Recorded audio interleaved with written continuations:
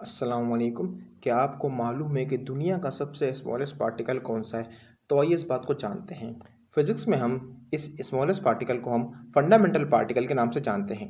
Fundamental particles वो particles होते हैं जो ना ही किसी दूसरी पार्टिकल से मिलकर बने होते हैं और ना ही किसी दूसरे पार्टिकल में टूट सकते हैं। कहानी की शुरुआत होती है 400 बीसी से।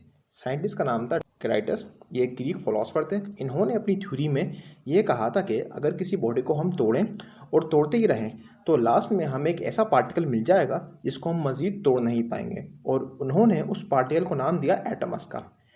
और एटमस एक ग्रीक लैंग्वेज का वर्ड है। इसका मतलब होता है अनडिवाइडेबल और अनब्रेकेबल। मगर उस टाइम उनकी ये थ्योरी फेल हो गई थी। मगर इस थ्योरी को दोबारा रिवाइव किया डाल्टन ने 2200 ईयर बाद।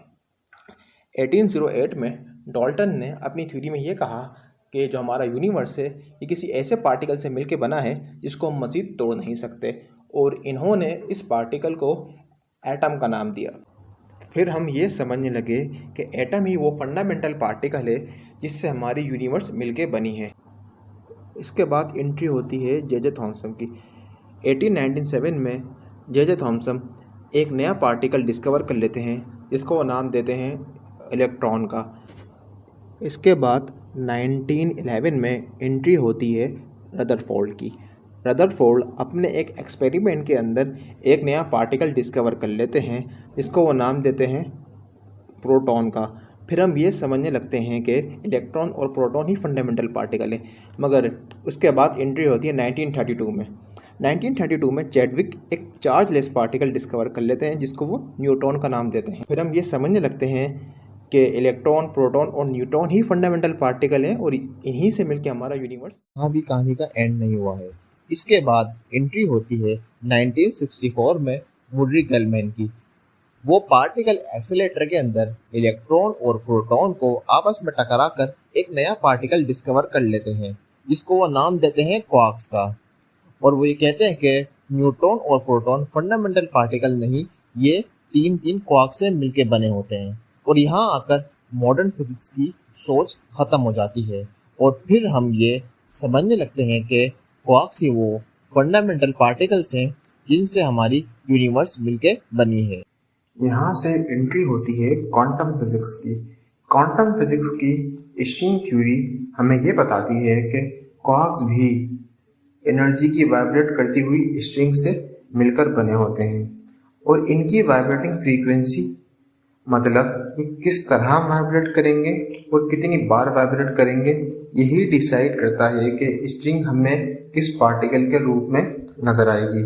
बिल्कुल गिटार ही की तरह, जैसे आपने गिटार में देखा होगा कि उसके अंदर भी बहुत सारी स्ट्रिंग्स लगी होती हैं और हर स्ट्रिंग की अपनी अलग आवाज़ होती है, और इनका वाइब्रेशन पैटर्न ही डिसाइड करता है कि कौन सी आवाज़ हमें सुनाई देगी। और इसी तरह स्ट्रिंग के अंदर भी होता है कि स्ट्रिंग का वाइब्रेशन पैटर्न ही डिसाइड करता है कि कौन सा पार्टिकल बनेगा या कौन सा पार्टिकल हमें दिखाई देगा। आइए इसको एक और एग्जाम्पल से समझते हैं। जैसे कि प्रोटॉन और इलेक्ट्रॉन में फ़र्क सिर्फ इतना है कि ये स्ट्रिंग इलेक्ट्रॉन में एक अलग तरह से वाइब्रेट कर रही है और प्रोटॉन में एक अलग तरह से। अगर हम कोई ऐसी माइक्रोस्कोप बना लें जो इस यूनिवर्स की सबसे छोटी चीज़ को दिखा सके तो हमें यूनिवर्स कुछ इस तरह का नजर आएगा। मगर स्ट्रिंग थ्योरी के साथ प्रॉब्लम यह है कि वो सिर्फ ऐसे ही यूनिवर्स पे काम करती है जहाँ कम से कम 10 डायमेंशन हो और एक टाइम का डायमेंशन भी हो। ये हमारे जैसे 4 डायमेंशन वाले यूनिवर्स के ऊपर काम ही नहीं करती। तो फिर क्या स्ट्रिंग थ्योरी गलत है?